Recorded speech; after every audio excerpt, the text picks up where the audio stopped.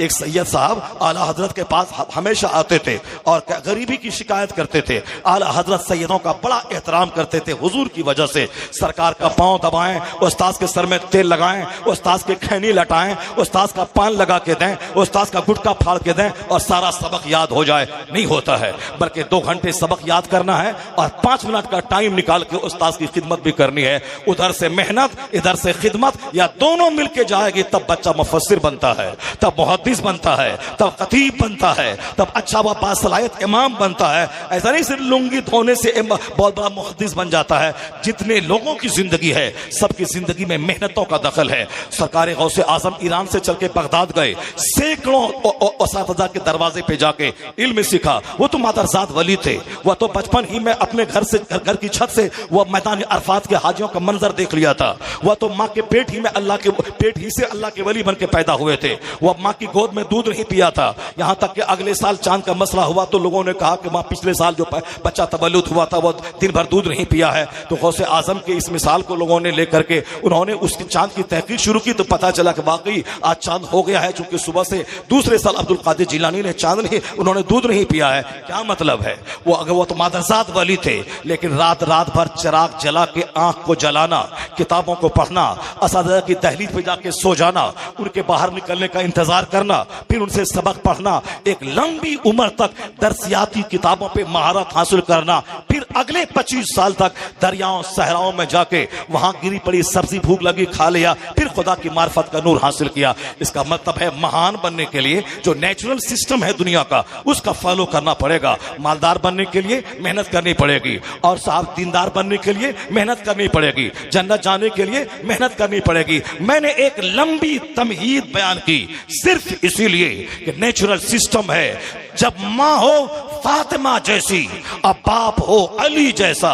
वह मौला अली यहूदी के कुएं से पानी खींचते थे, उनके खेत में सिंचाई करके उससे 2 सिक्के जो मिलते उससे अपने बाल बच्चों को पालते थे। फातिह खैबर अली, मुश्किल कुशा अली, फातिह खैबर अली, खंदक के बादशाह अली, जिन्होंने मैदान बद्र में, मैदान ओहद में, खैबर व खंदक में, ग़ज़वे हुनैन में, तमाम ग़ज़वात में इंपॉर्टेंट रोल अदा किया है। ऐसी बहादुरी कि आला हजरत की जबान में बहरे तस्लीम अली मैदान में सर झुके रहते हैं तलवारों के, यानी मौला अली जिस मैदान जंग में जाते दुश्मनों की तलवारों का सर मौला अली को सलाम करने के लिए झुका रहता था। वो फातिह खैबर अली। दिन में जिहाद है, रात भर सजदे में रात गुजार देना है और हलाल रोजी की तलाश के लिए इस तरह इसके हलाल ढूंढना है। यहाँ मस्जिदों के माल को लूट के खाने वाला वो क्या जाने मौला अली कौन है, मदरसे का नाजायज माल खाने वाला वो क्या जाने मौला अली कौन है, वह बुज़दिलों नामर्दों की तरह करने वाला उसे क्या खबर के मौला अली किसका नाम है। सिर्फ नाम ले करके सर कूटने से काम नहीं चलेगा। मौला अली फातिह खैबर है, मौला अली दामाद मुस्तफा है, मौला अली मुश्किल कुशा है। लेकिन उन्होंने क्या कहा, जाओ मैंने तुझको तलाक दिया, जाओ मैंने तुझको तलाक दिया। किसी ने पूछा हुजूर किसको तलाक दिया? कहा दुनिया सज धज के आई थी, मैंने दुनिया को तलाक दे दिया। दुनिया बोली मुझे कबूल कर लीजिए, अच्छा खाइए, अच्छा पहनिए, अच्छा से रहिए। मौला अली ने कहा नहीं नहीं, मैंने तुझको तलाक दे दिया, मैंने तुझको तलाक दे दिया। मौला अली ने दुनिया को तलाक दे दिया। मोटे छोटे पे रजामंद हो गए, रूखे सूखे पे रजामंद हो गए और फिर सादगी पे रजामंद हो गए। चूंकि मौला अली ने बचपन से मुस्तफा की सादगी को देखा था, बचपन से सरकार दो जहां की लाइफ को देखा था, हुजूर की तरबियत में आप थे, इसीलिए उन्होंने सादगी को इख्तियार किया और पेचीदगी की दलदल में अपने आप को धंसने से बचा लिया। मौला अली ने दुनिया को तलाक दिया। एक सैयद साहब आला हजरत के पास हमेशा आते थे और गरीबी की शिकायत करते थे। आला हजरत सैयदों का बड़ा एहतराम करते थे हुजूर की वजह से। सरकार का शहर काबिल एहतराम, हुजूर की अहले बैत काबिल एहतराम, हुजूर की औलाद काबिल एहतराम। तो हुजूर की औलाद क़यामत तक जो भी सादात में से हों, अगर वो सैयद हैं तो हमारे लिए काबिल एहतराम है। एहतराम का मतलब ये नहीं है कि वो बोले चलो सिनेमा देखने के लिए लिए हम सलीमा देख लें, वो बोले नमाज छोड़ दो, हम नमाज छोड़ दें? नहीं नहीं, हम उनका पांव चूमेंगे, पेशानी को बोसा देंगे, लेकिन अगर दाढ़ी उसकी कटी भी रहेगी, हद शरा तक ना रहेगी, तो हम बोलेंगे सैयद साहब आप पीछे रहिए। ये अंसारी का बेटा जिसे दुनिया जोलाहा कहती है, ये आलिम है, मुत्तकी है, हद शरा दाढ़ी है, ये आगे बढ़ के नमाज पढ़ाएगा, इमाम बनेगा। आपकी नाना की शरीयत के मुताबिक आप इमाम बनने के अहल नहीं है। हाथ चूमना और है, इमामत के मुसल्ले पे खड़ा होना और है, एहतराम सादात और है। ला ताअता फी मासियतिल्लाह, अल्लाह की नाफरमानी में किसी की फरमा बरदारी नहीं की जाएगी। अगर माँ बोले शराब पी, नहीं बात मानी जाएगी। बाप बोले सनीमा देख, नहीं माना जाएगा। पीर बोले ये गुनाह कर, नहीं माना जाएगा। सैयद साहब बोले ये काम कर, नहीं माना जाएगा। मुस्तफा की अल्लाह की नाफरमानी में किसी बंदे की बात नहीं मानी जाएगी। बंदे की इज्जत अलग है और उनकी हर बात को मानना अलग है। माँ का एहतराम अलग है, और माँ अगर गुनाह करने के लिए कहे, माँ की बात नहीं मानी जाएगी। इसे अब बहुत सारे आंख बंद करके अपने मुर्शिद के नक्शे कदम की पैरवी करते हैं, चाहे मुर्शिद उसको जो भी कह दे। नहीं, यही तो तुर्रे इम्तियाज है मजहब इस्लाम का। दूध का दूध, पानी का पानी, ये हमें फर्क सिखाता है राइट और रॉन्ग में, और जायज और नाजायज में, लीगल और इल्लीगल में। मौला अली इतने बड़े थे कि जिन्होंने दुनिया को तलाक दिया। सैयद साहब आला हजरत के पास आके बार बार गरीबी की शिकायत करते थे, बड़ा एहतराम करते थे, एहतराम में कुछ नहीं बोलते थे। एक दिन देखा जब बार बार ये शिकायत करते हैं, अपना कलम रोक दिया। 1000 से ज्यादा किताबें लिखने वाला, अहले सुन्नत व जमात का सबसे बड़ा, हिंदुस्तान का मोहसिन, मुस्लिह, मुजद्दिद, जिनकी किताबें आज 100 साल के बाद भी दुनिया भर में हमारी रहनुमाई करती हैं। मुनाजरे में वहां दलील दी जाती है, वहां तकरीर नहीं। आज किताब इल्म गैब पर मुनाजरा हो तो दलील आला हजरत की लाइब्रेरी से आती है। मुनाजरा हो इल्म गैब पर ऑस्ट्रेलिया में तो किताब आला हजरत की लाइब्रेरी से जाती है। इसलिए 100 साल गुजर जाने के बाद जहां देखिए वादी रजा की कोहे हिमालय रजा का है, जिस समत देखिए वो इलाका रजा का है। क्यों? इसलिए कि रजा की 1000 से ज्यादा किताबें आज भी कदम कदम पे मेरी रहनुमाई करती हैं और मुझे राह रास्त दिखलाती हैं। जब तक वो किताबें रहेंगी तब तक उनका नाम, उनके नाम, उनकी अजमत का डंका बजता रहेगा। सिर्फ बोली नहीं देखी जाती है, इस्लाम की खिदमतें देखी जाती हैं। आला हजरत ने कलम रोक दिया और कहा सैयद साहब एक बात बताइए, इस्लाम का मसला है अगर बाप किसी को तलाक दे दे, क्या उस खातून से बेटे का अक्द करना दुरुस्त है? सैयद साहब ने कहा नहीं नहीं, बिल्कुल नहीं दुरुस्त है। कहा सैयदों के बाप मौला अली, जिन्होंने दुनिया को तलाक दे दिया हो, फिर उससे अक्द करना उनकी औलाद के लिए दुरुस्त है। आला हजरत हकीम थे, हिकमत भरा जुमला बोला, सैयद साहब समझ गए। जब तक वो जिंदा रहे आला हजरत के पास आते रहे, मगर फिर दोबारा कभी गरीबी की शिकायत नहीं की। जहां 50 घंटे की तकरीर रंग नहीं लाती हो, वहां आला हजरत का एक हकीमाना जुमला आदमी की फिक्र में इनकलाब पैदा कर देता है। यही है आला हजरत में हजरतों की सारी जिंदगी गुजर गई, एक आदमी को राह रास्त पर न ला सका। आला हजरत वो थे, एक जुमला एक आदमी की जिंदगी में इनकलाब पैदा कर दिया। तो मैं कहना चाहता हूं मौला अली शेरे खुदा फातह खैबर है। सादगी, हलाल का 1 रुपया हराम के 1 खरब रुपए से बेहतर है। मौला अली ने यह मसाज दिया। आज हराम खा खा करके 50 उम्र करने वाला, 25 हज करने वाला, वह भूल जाता है कि हराम कमाई पेट में जाए अल्लाह कोई दुआ कबूल नहीं करता।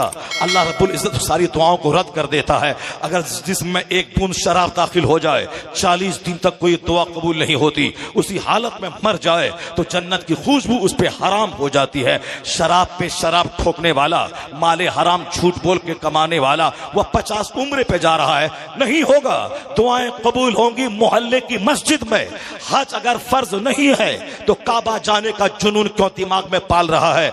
अगर हलाल खा के मोहल्ले की मस्जिद में जो दुआ करेगा, हराम खाकर काबा में दुआ करेगा, वो दुआ रद्द हो जाएगी। और हलाल खा के मोहल्ले की मस्जिद में दुआ करेगा, वो दुआ कबूल हो जाएगी।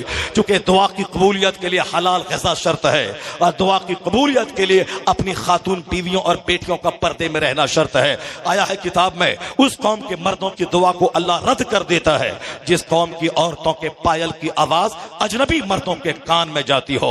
एक तरफ बेपर्दगी, एक तरफ हरामखोरी, कुछ भी हो समाज में स्टेटस बचना चाहिए। समाज में इज्जत रहना चाहिए, समाज में अभी कम से कम अपना भरम रहना चाहिए, चाहे मरने के बाद जहन्नम ही में क्यों न जले, अभी स्टेटस बचना चाहिए, उसे अली का नाम नहीं लेना चाहिए। मौला अली ने उन्होंने फाके को कबूल किया, मगर हराम की आमेजिश और हलाल तरीके से भी दुनिया की फरावानी को कबूल नहीं किया।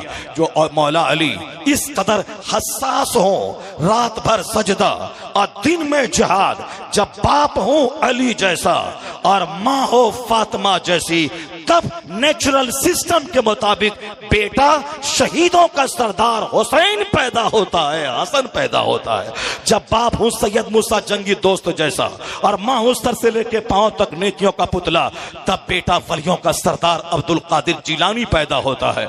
जब बाप हो सैयद गयासुद्दीन जैसा जाहिद और आबिद और माँ रात भर मुसल्ले पे बैठ के सजदा करने वाली, तब उसी का बेटा 99 लाख काफिरों को कलमा पढ़ाने वाला मोइनुद्दीन अजमेरी जन्म लेता है। जब माँ हो सैयदा जुलेखा जैसी 80 साल की उम्र में भी सर से आंचल न खिसका हो, और बाप हो सैयद अहमद अली बुखारवी जैसा, उसी का बेटा कुतुब दिल्ली महबूब इलाही निजामुद्दीन औलिया पैदा होता है। और जब बाप हो मुफ्ती नकी अली खां जैसा और माँ हो आबिदा, तो बेटा अहमद रजा खां पैदा होता है। और जब दादा हो हुज्जतुल इस्लाम और नाना हो मुफ्ती आजम हिंद, हुज्जतुल इस्लाम काफिर देखे तो कलमा पढ़ ले, मुफ्ती आजम हिंद को डके देखे तो वली हो जाए, और बाप जाहिद लाखों मुरीदों का मुर्शिद मुत्तकी बनकर जिंदगी गुजारने वाला, और माँ ऐसी आबेदा के जेवरात को गिरवी रखकर मंजर इस्लाम के मुदर्रिसिन की तरखा दिलाने वाली। जब माँ हो ऐसी तकवा शार और बाप हो जाहिद और दादा हो लाजवाब हुज्जतुल इस्लाम जैसा और नाना हो मुफ्ती आजम हिंद जैसा, उसी कोह का बच्चा अख्तर रजा खां अजहरी ताजुश शरिया पैदा होता है। नेचुरल सिस्टम के खिलाफ कुछ नहीं होता। मैं सिर्फ ये कहा है, हुसैन जैसा बहादुर दुनिया को कैसे मिला, हसन जैसा बहादुर दुनिया को कुर्सी को कुर्बान कर देने वाला, दुनिया को पांव के नीचे ठुकराने वाला किसने दिया? मौला अली की करामत है, फातिमा ज़हरा की अता है, और उसकी तरबियत में पैगंबर आज़म अलैहिस्सलाम का दखल है। तो अब जब इमाम हुसैन जवान होते हैं, जवानी में हर कदम पे उसी तरबियत के आसार नुमाया होते हैं, उसी तरबियत की झलकियां हर कदम पे देखने को मिलती है। एक बार हाथ उठा के बोलें जोर से ला इलाहा इल्लल्लाह। अगर बात समझ में नहीं आ रही है तो मैं बंद कर देता हूं खिताब को। अगर वही खिताब चाहिए आपको किस्सा कहानी वाली, तो मैं बंद कर दूं खिताब, में छोड़ दूं। बस मेरा बहुत काम हो गया। जब आप पसंद ही नहीं कर रहे, आप बोल ही नहीं रहे, मैं साहब पसीना मैं निचोड़ रहा हूं। वह कहानी और किस्सा सीना तोड़ना, सर के बाल नोचना तो दिन रात सुनते ही रहते हैं। हाय सकीना, हाय असगर, हाय अली, हाय अब्बास, तो दिन रात सुनता ही रहता है। अब्बास है किसका नाम, हुसैन है किसका नाम, ये तो सुन ले। ये कौन सुनाएगा तुमको? इमाम हुसैन की जिंदगी से पैगाम मिलता है हक पे जीने का, हक पे मरने का। इमाम